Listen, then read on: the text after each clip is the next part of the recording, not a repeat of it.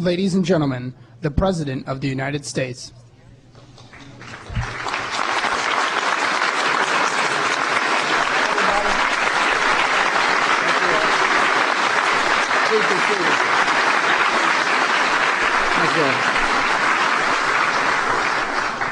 Good afternoon. Congress has just passed and sent to my desk two bills concerning the use of stem cells in biomedical research. These bills illustrate both the promise and perils we face in the age of biotechnology.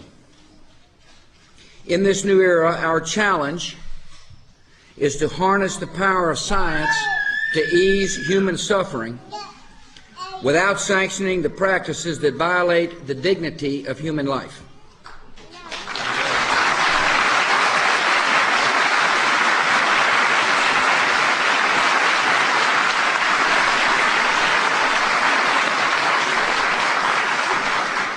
In 2001, I spoke to the American people and set forth a new policy on stem cell research that struck a balance between the needs of science and the demands of conscience. When I took office, there was no federal funding for human embryonic stem cell research. Under the policy I announced 5 years ago, my administration became the first to make federal funds available for this research, yet only on embryonic stem cell lines derived from embryos that had already been destroyed. My administration has made available more than $90 million for research on these lines. This policy has allowed important research to go forward without using taxpayer funds to encourage the further deliberate destruction of human embryos. One of the bills Congress has passed builds on the progress we have made over the last 5 years, so I signed it into law.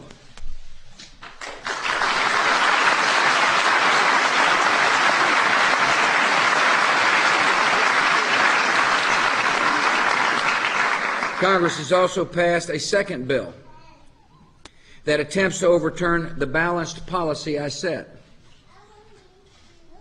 This bill would support the taking of innocent human life in the hope of finding medical benefits for others. It crosses a moral boundary that our decent society needs to respect, so I vetoed it.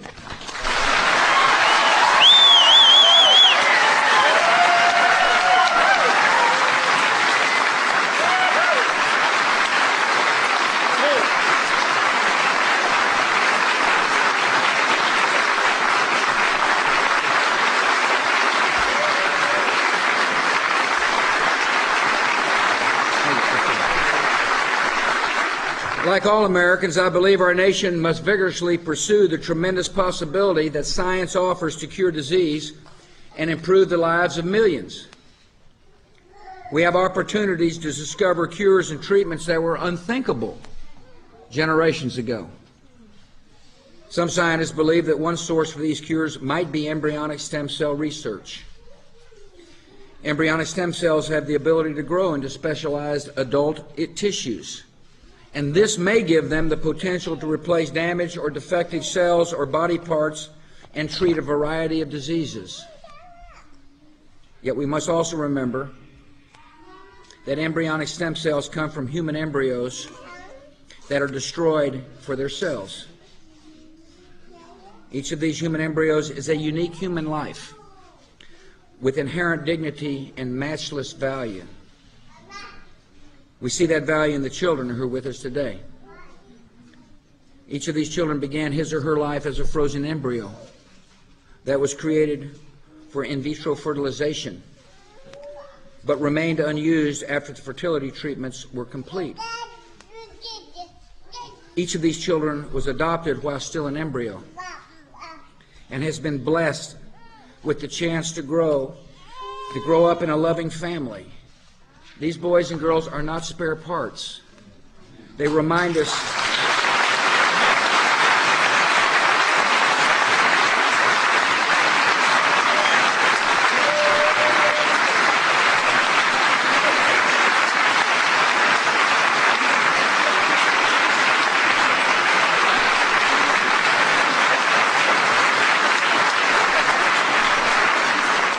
They remind us of what is lost when embryos are destroyed in the name of research.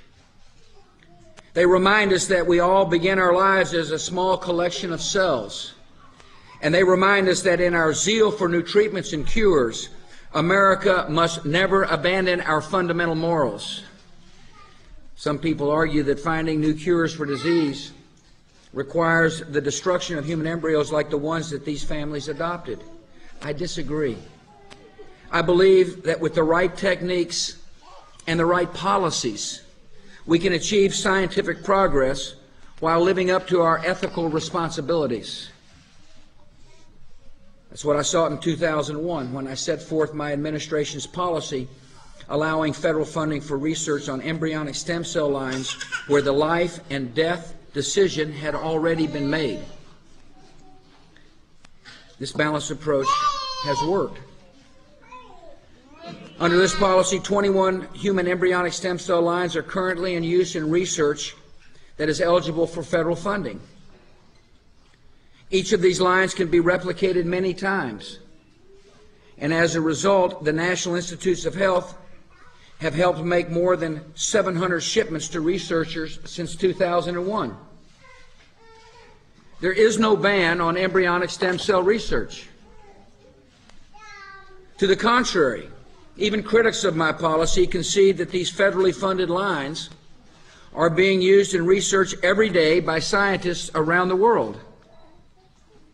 My policy has allowed us to explore the potential of embryonic stem cells, and it has allowed America to continue to lead the world in this area. Since I announced my policy in 2001, advances in scientific research have also shown the great potential of stem cells that are derived without harming human embryos. My administration has expanded the funding of research into stem cells that can be drawn from children, adults, and the blood and umbilical cords with no harm to the donor. And these stem cells are already being used in medical treatments. With us today are patients who have benefited from treatments with adult and umbilical cord blood stem cells. And I want to thank you all for coming.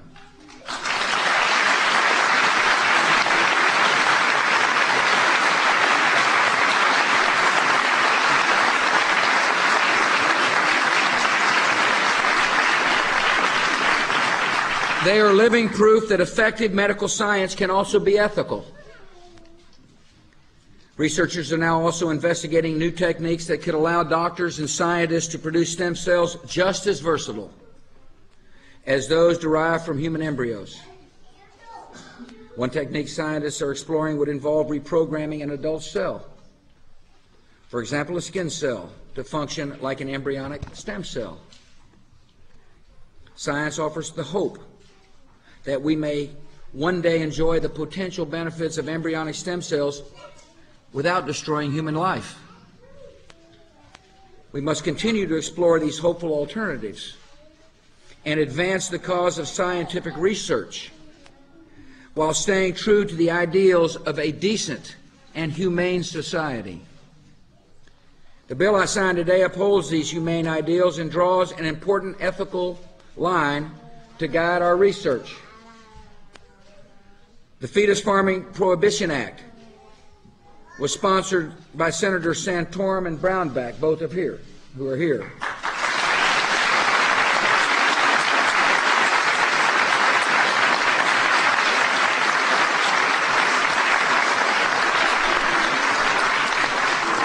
And by Congressman Dave Weldon, along with Nathan Deal. Thank you, Congressman.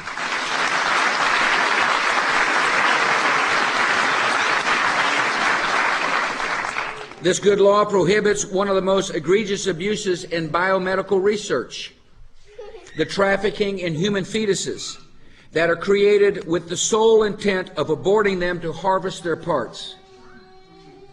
Human beings are not a raw material to be exploited. Amen. Or a commodity to be bought or sold.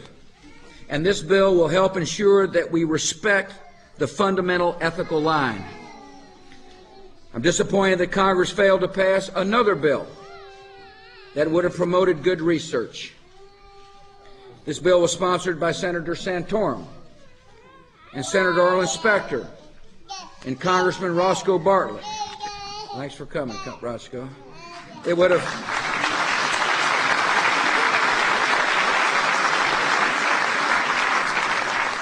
authorized additional federal funding for promising new research that could produce cells with the abilities of embryonic cells, but without the destruction of human embryos. It was an important piece of legislation.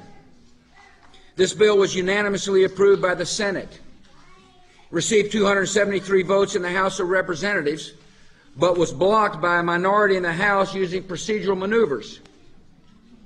I'm disappointed that the House failed to authorize funding for this vital and ethical research.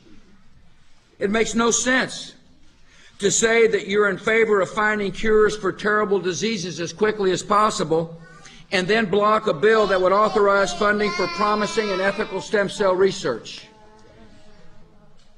At a moment when ethical alternatives are becoming available, we cannot lose the opportunity to conduct research that would give hope to those suffering from terrible diseases and help move our nation beyond the current controversies over embryonic stem cell research. We must pursue this research, and so I direct the Secretary of Health and Human Services, Secretary Leavitt, and the Director of the National Institutes of Health to use all the tools at their disposal to aid the search for stem cell techniques that advance promising medical science in an ethical and morally responsible way.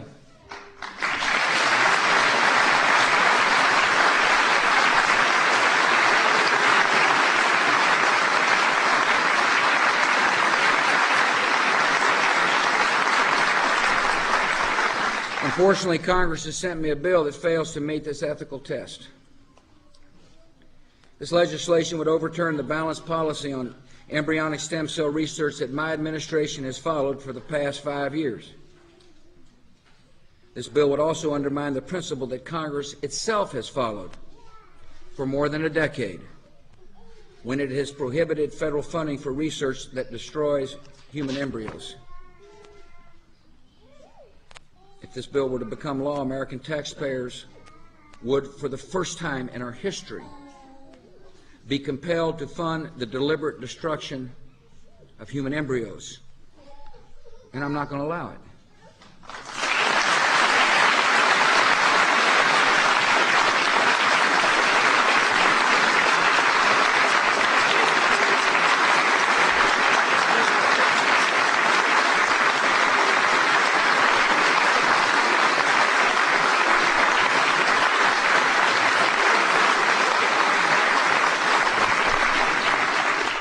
I made it clear to the Congress that I will not allow our nation to cross this moral line.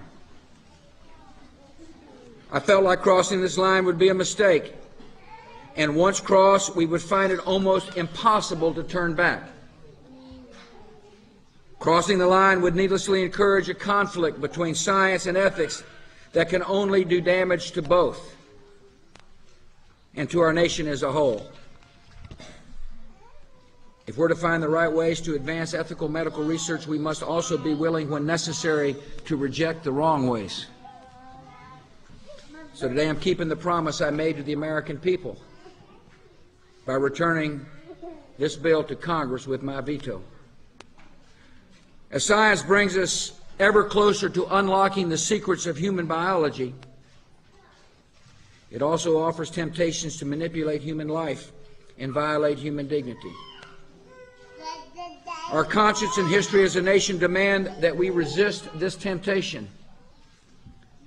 America was founded on the principle that we are all created equal and endowed by our Creator with the right to life. We can advance the cause of science while upholding this founding promise. We can harness the promise of technology without becoming slaves to technology. And we can ensure that science serves the cause of humanity instead of the other way around. America pursues medical advances in the name of life, and we will achieve the great breakthroughs we all seek with reverence for the gift of life. I believe America's scientists have the ingenuity and skill to meet this challenge, and I look forward to working with Congress and the scientific community to achieve these great and noble goals in the years ahead. Thank you all for coming, and may God bless.